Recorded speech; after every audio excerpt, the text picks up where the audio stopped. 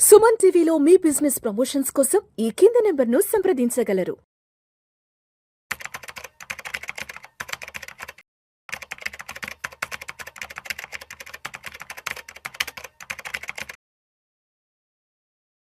గిరిబాబు నమస్తే సార్. నమస్తే అండి. Welcome to Vishnu talks and welcome to Suman TV. Thank you. Giribabu గారు, ఈ రోజుల్లో 21-22 ఏళ్ల కల్లా ఎడ్యుకేషన్ కంప్లీట్ అయిపోతుంది. అవును. క్యాంపస్ ఇంటర్వ్యూస్ వచ్చేస్తున్నాయి. మంచి ఆకర్షణీయమైన ప్యాకేజెస్, యాన్యువల్ ప్యాకేజెస్ వస్తున్నాయి. ఉద్యోగం అయిపోయిన వెంటనే 15 లక్షలు, 18 లక్షలు, 20 లక్షలు అంటూ 40 లక్షల దాకా ప్యాకేజీలు రోజు చూస్తుంటాం. అవును. ఫలానా అమ్మాయికి 45 లక్షల రూపాయలతో మైక్రోసాఫ్ట్లో జాబ్ వచ్చింది. కామన్ అయిపోయింది అది. ఈ రోజుల్లో 40 లక్షలు, 50 లక్షలు చాలా సర్వసాధారణం అయిపోయింది కదా. అంటే ఇప్పుడు చిన్న వయసుకి జాబ్ వచ్చేస్తుంది, చిన్న వయసుకి ఉద్యోగం వచ్చేస్తుంది కాబట్టి ఇక్కడెక్కడ పిల్లలకి కష్టం నష్టం అనేది ఎక్కడ తెలియట్లేదు. అవును. సో కష్టం నష్టం ఎక్కడా తెలియట్లేదు కాబట్టి ఈ 22-23 ఏళ్ళ వయసు నుంచి 30 ఏళ్ళ వయసులో డబ్బు పట్ల చేసే ఎటువంటి తప్పులు చేయడం వల్ల, అంటే మనీని మేనేజ్ చేయడంలో మనకి అవగాహన లేకపోవడం వల్ల, మరి 30 ఏళ్ళ వయసు వచ్చిన తర్వాత మనం ఏ విధంగా రోడ్డును పడే అవకాశం ఉంది అంటారు అసలు? రీసెంట్గా నా దగ్గర ఒక క్లయింట్ వచ్చారు. సో సేమ్ 21-22కి జాబ్ వచ్చేసింది, 27-28 పెళ్ళయింది, 32 ఏజ్ వరకల్లా ఒక పిల్లోడు పుట్టాడు, 33 ఏజ్లో నా దగ్గరికి వచ్చారు. అంటే కరెక్ట్గా జాబ్ వచ్చిన 10 సంవత్సరాల తర్వాత. అయితే వాళ్ళు చెప్పిన విషయాలు విని ఆశ్చర్యం వేసింది నాకు. స్టార్టింగ్ సాలరీ మీరు చెప్పినట్టుగా 1 lakh టేక్ హోమ్, తర్వాత ఇమీడియట్లీ వితిన్ 2 yearsకి ఒక జంప్, అక్కడ నుంచి సాలరీ 1.5 lakh వెళ్ళిపోయింది. రైట్న వాళ్ళు 3 లక్షల రూపాయలు డ్రా చేస్తున్నారు. వైఫ్, హస్బెండ్ ఒక సేమ్ 2.5-3 lakhs డ్రా చేస్తున్నాడు. ఇద్దరికి కలిపి take home more than 5 lakhs ఉంది. ఇద్దరికి కలిపి take home 5 lakhs take home ఉండి, వాళ్ళు కెరియర్ బిగినింగ్ నుంచి ఇప్పటిదాకా సంపాదించింది ఎంత అని రఫ్ లెక్కేస్తే టోటల్గా, అంటే సంవత్సరానికి మొదట్లో 12 లక్షలు, తర్వాత సెకండ్ ఇయర్ 25 లక్షలు, 2 lakhs వెళ్ళిపోయింది అది. ఆ తర్వాత 30 lakhs ఇలా తీసుకుంటూ వెళ్తే టోటల్ 10 ఏళ్ళు సంపాదించింది మోర్ దెన్ 3.5 crore. 3.5 కోట్లు మీరు 10 ఏళ్ళు సంపాదించారు. మీకు ఇనిషియల్గా ఇండివిజువల్ ఇద్దరు, ఇప్పుడు జంట కలిపి 5 లక్షలు, సంవత్సరానికి 60 లక్షలు, పెళ్ళి ఆల్రెడీ 3 సంవత్సరాలు, 60 లక్షలు ఇంటూ 3, ఇక్కడికే 1,80,00,000 ఉంది. అంతకుముందు అన్నీ యాడ్ చేస్తే 3.5 కోట్ల కంటే ఏవో. ఏం చేశారని చూస్తే వాళ్ళు తెల్లముఖం వేసుకుంటున్నారు. ఏంటి తెలుసా, మేము 3.5 కోట్లు సంపాదించామా 10 సంవత్సరాలలో. అంటే ఎవరు కూడా వాళ్ళ యొక్క యాన్యువల్ ప్యాకేజు, ఈ రోజు నేను ఎంతకాలం నుంచి వర్క్ చేస్తున్నాను, నేను వర్క్ చేస్తున్న మొత్తం పీరియడ్లో సంపాదించిన మొత్తం ఎంత, దీంట్లో ఈరోజు నా దగ్గర ఎంత ఉంది బ్యాంక్ బ్యాలెన్స్ అంటే ఏమీ లేదు. మరి ఏం చేశారు ఈ 4 కోట్ల రూపాయలు మీరు అంటే, 4 కోట్లు మేము ఖర్చు పెట్టేశామా, 4 కోట్లు సంపాదించానా అంటే ఎవ్వరికీ కూడా వాళ్ళ యొక్క పొటెన్షియల్ అర్థం కాదు, సంపాదించింది లెక్క వేయకపోతే అర్థమే కాదు. అందుకే కొంతమంది చెప్తుంటారు ఏట్లో పడేసినా ఎంచి పడేయాలి అని. అంటే డబ్బుని ఎంత జాగ్రత్తగా క్యాల్కులేట్ చేసి, ఎంత బెటర్గా మేనేజ్ చేస్తే అంత బెటర్గా మన కెరీర్ బాగుంటుంది. అయితే మీరు ఇప్పుడు చెప్పారు కదా, 20లో చేసే తప్పుల వల్ల 30లో ఎంత డిజాస్టర్ అవుతుందో, దీన్ని ఇంకోలాగా చెప్పొచ్చు, కాస్ట్ ఆఫ్ డిలే. ఇప్పుడు మనకు నార్మల్గా జాబ్ వస్తుంది, ఉద్యోగం అయిపోద్ది, చదువు అయిపోద్ది, జాబ్ వస్తుంది, రాగానే ఫస్ట్ డబ్బులు స్టార్ట్ అవ్వగానే నేను మా వాళ్ళందరికీ ఒక జత బట్టలు కొనిస్తా, మా వాళ్ళందరికీ ఒక మంచి ట్రీట్ ఇస్తా, అయిపోయింది ఫస్ట్ నెల. సెకండ్ నెల రాగానే ఒక మంచి గ్యాడ్జెట్ కొనుక్కుంటా, ఈఎంఐ అయిపోయింది. అది అయిపోయిన తర్వాత నేను బైక్ కొనుక్కుంటా, లేకపోతే ఇంకో బట్టలు కొనుక్కుంటా. ఇప్పుడు ఏంటి కొత్త ఫ్యాషను, బర్త్డే రాగానే గోవా పార్టీ, ఫ్రెండ్స్కి గోవాకి వెళ్ళి పార్టీ ఇచ్చి వస్తే మామూలు బోరుగా ఫ్లైట్లోనూ వెళ్తుంటారు. అలా వెళ్ళొస్తే ఓ 3 నెలల శాలరీ ఫట్టు, గోవాకో, బాలికో, ఫట్టు, మలేషియాకో, సింగపూర్కో 3 నెలలు 4 నెలల శాలరీ ఫట్టు అయిపోయింది. ఇంకెక్కడుంది శాలరీ? అంటే మనకు జీతం పెరిగితే జీవన శైలి కూడా మారిపోతుంది. ఇవన్నీ లైఫ్ స్టైల్ ఎక్స్పెన్సెస్. సంవత్సరం తిరిగే లోపల కొత్త కారు, మళ్ళీ 3 ఏళ్ళకు అన్ని పాతబడిపోతాయి, మళ్ళీ కొత్తాయి. ఈ సైకిల్ తిరుగుతూనే ఉంటుంది ఇది. సో మనకు పెరిగేవి ధరలు కాదు, ఖర్చులు. ధరలు ఆ పాటికి అవి 6% చొప్పున ఇన్ఫ్లేషన్ పెరుగుతూ ఉంటే ఖర్చులు మనం పెట్టేస్తూ ఉంటాం, పెంచేసుకుంటాం. సో ఈ జీవనశైలి ఖర్చులు అంటే లైఫ్ స్టైల్ ఎక్స్పెన్సెస్ ఇది టూ మచ్ అయిపోయాయి. అసలు ఎంత టూ మచ్ అయిపోయినాయి అంటే, మనం నార్మల్గా పక్కని చూసి ఇమిటేట్ చేయడము, నేను ఫలానా గ్యాడ్జెట్ తీసుకున్నాను సోషల్ పోస్ట్లో ఒక పోస్ట్ పెడితే ఎన్ని లైక్స్ వచ్చాయి, ఎన్ని లైక్స్ ఎక్కువ వస్తే అంత హ్యాపీనెస్. సో వీటి వల్ల, ఈ లైఫ్ స్టైల్ ఎక్స్పెన్సెస్ వల్ల ఈ మనీ ట్రాప్లో పడిపోతున్నారు. So that is the biggest disaster. అయితే ఇప్పుడు మనం చాలామంది ఈ జెన్జీకి, తర్వాత ఈ యూత్కి ఫైనాన్షియల్ ప్లానింగ్ చేసేవాళ్ళు, సోషల్ మీడియాలో ఇన్ఫ్లుయెన్సర్స్ చాలా చెప్తూ ఉంటారు కదా. ఈ చెప్పినప్పుడు ఏం చేస్తారంటే, నేను కూడా చాలా మంది చెప్తూ ఉంటాను, నేను క్లాసెస్ తీసుకుంటూ ఉంటాను, అవేర్నెస్ ప్రోగ్రామ్ కండక్ట్ చేస్తూ ఉంటాము. చేసినప్పుడు మాత్రం మంచిగా రామాయణం భారతం ఉన్నట్టు వింటారు. అన్నీ అయిపోయిన తర్వాత ఇక మూడు వస్తుంది, మంచి జోష్ వస్తుంది, తర్వాత గంట తర్వాత అంతా వాయిదా వేసేస్తారు.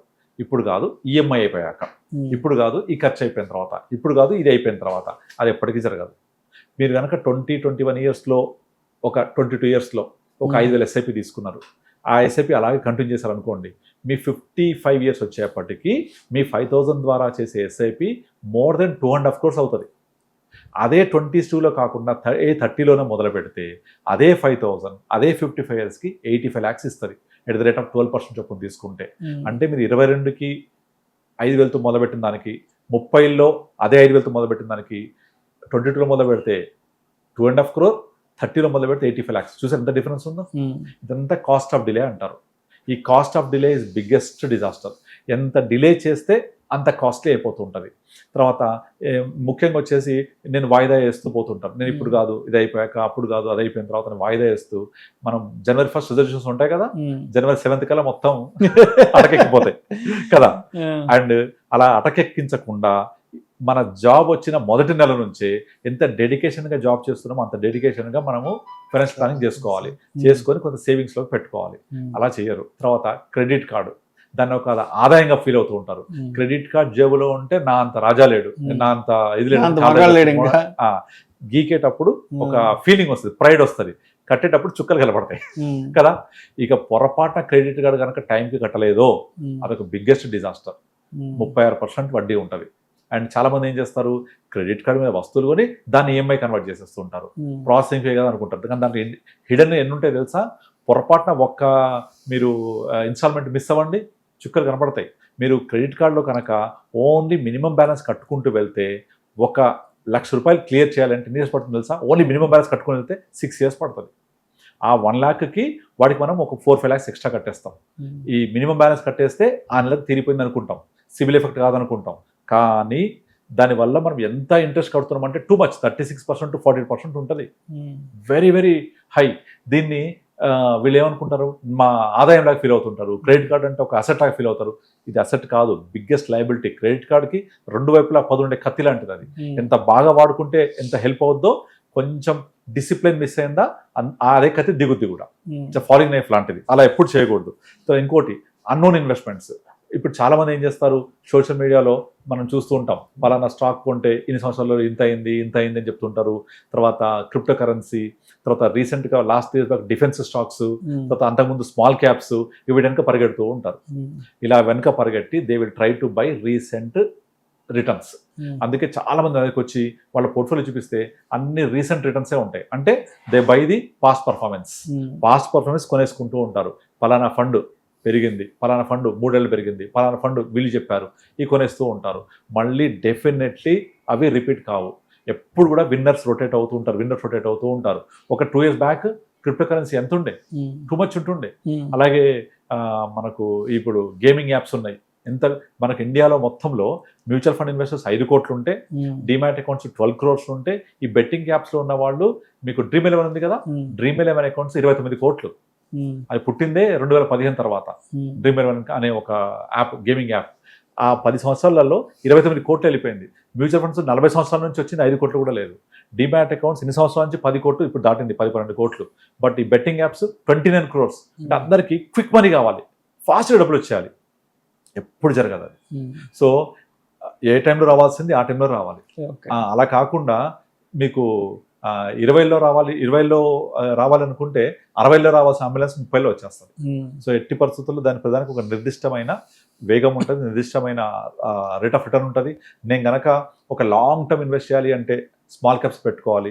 లేదు నా ఇన్వెస్ట్మెంట్ ఒక 5 years ప్లస్ ఉంటారంటే లార్జ్ అండ్ మిడ్ క్యాప్ పెట్టుకోవాలి. లేదా నేను ఒక 1 year లోపల బిలో 1 year ఉండాలనుకుంటే డెట్ ఫండ్స్ ఉంటాయి, లో డ్యూరేషన్, అల్ట్రా షార్ట్ టర్మ్ ఇవి పెట్టుకోవాలి.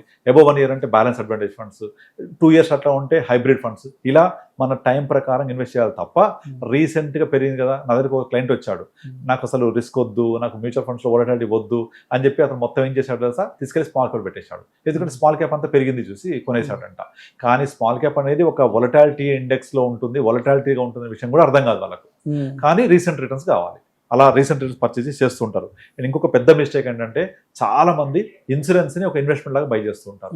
అసలు మీరు ఎవరిని కదిలించండి, ఒక యూలిప్ పాలసీ ఉంటుంది, ఒక ఎండోమెంట్ పాలసీ ఉంటుంది, ఇవన్నీ ఇన్వెస్ట్మెంట్. దీంట్లో అదనంగా ఇన్సూరెన్స్ వస్తుందని చెప్తూ ఉంటారు. అటు ఇన్సూరెన్స్ ఉండదు, ఇన్వెస్ట్మెంట్ ఉండదు. మైసూర్ బజ్జీలో మైసూర్ ఎలా ఉండదో ఒక ఇన్వెస్ట్మెంట్ పాలసీలో ఇన్వెస్ట్మెంట్ కూడా ఉండదు. పోనీ ఇన్సూరెన్స్ కవరేజ్ ఎంత ఉంటుంది? Very very very minimal. అంటే ఒక నార్మల్ ₹1,00,000 కడితే మాక్సిమం ఉంటే 10 లక్షలు 15 లక్షల నుంచి కవరేజ్ ఉండదు. అటు కవరేజ్ సరిపోదు. ఎంత రిటర్న్ ఇస్తుంది? Charges, motor charges, fund payment charges, policy payment charges అన్నీ పోయిన తర్వాత రిటర్న్ 5-6% పెంచదు. సో ఎట్టి పరిస్థితుల్లో ఇవి ఒక మైసూర్ బజ్జీలాగా చూడాలి. మైసూర్ ఉండని మైసూర్ బజ్జీలాగా, అంతగా ఇన్వెస్ట్మెంట్ ఉండని ఇన్వెస్ట్మెంట్ ప్లాన్స్ ఇవి. అందరికీ నేను చాలా మందికి చెప్పి వాళ్ళ కళ్ళు తెరిపించి నేను సరెండర్ చేపిస్తూ ఉంటాను. ఎండోమెంట్ పాలసీస్ తర్వాత కొన్ని LIC పాలసీస్ ఉంటాయి, వాటిల్లో మీకు 20 years తర్వాత మీకు గ్యారంటీ రిటర్న్ వస్తాయని చెప్తూ ఉంటారు. అవన్నీ గ్యారంటీ అనే పదంతో ఎంత దారుణమైన వెల్త్ ఈరోడ్ అవుతుందో చెప్పలేము అసలు. ఒక 20 years తర్వాత మనకి సరిపడా డబ్బులు రావు, ఇన్ఫ్లేషన్ బీట్ అవ్వదు. అలాంటివి ఇన్వెస్ట్మెంట్ కింద అసలు ట్రీటే చేయకూడదు. అది బిగ్గెస్ట్ మిస్టేక్ అది.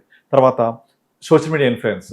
సోషల్ మీడియాలో చాలా మంది ట్రిప్ బ్లాగర్స్ ఉంటారు, బ్లాగర్స్, తర్వాత రెస్టారెంట్స్ గురించి చేసే వాళ్ళు ఉంటారు. వీళ్ళందరూ కూడా మనల్ని ఇలా పలానా ప్లేస్లలో వెళ్తే ఇలా ఉంటుంది, రెస్టారెంట్స్ ఇలా ఉంటాయని మనకంతా కూడా ఒకలాంటి ఇమేజ్ చూపిస్తూ ఉంటారు.